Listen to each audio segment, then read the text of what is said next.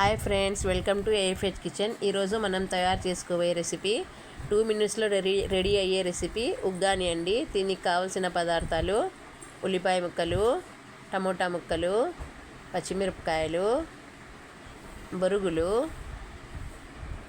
కరివేపాకు, పసుపు, ఉప్పు, జీలకర్ర, ఆవాలు, కొత్తిమీర.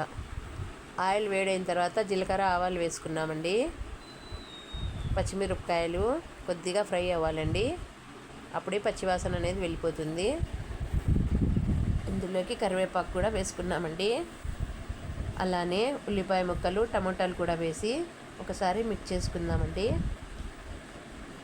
కొద్దిగా ఉప్పు, పసుపు వేసి బాగా మిక్స్ చేసుకుందాం. ఇవి కొద్దిగా ఉడికాయండి. ఇప్పుడు ఇందులోకి కొత్తిమీర కూడా వేసి మిక్స్ చేసుకుందామండి.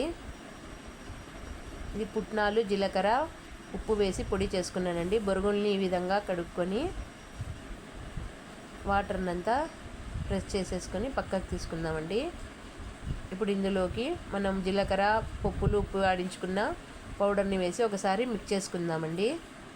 ఇలా మిక్స్ చేసుకున్న బొరుగుల్ని తీసుకొని ముందుగా మనం ప్రిపేర్ చేసుకున్న వాటిలోకి వేసి మిక్స్ చేసుకుంటే బొరుగులు ఉగ్గాని రెడీ అండి. తినండి, ఆరోగ్యంగా ఉండండి. నా ఛానల్ని లైక్ చేయండి, సబ్స్క్రైబ్ చేయండి, కుదిరితే కామెంట్ కూడా పెట్టండి.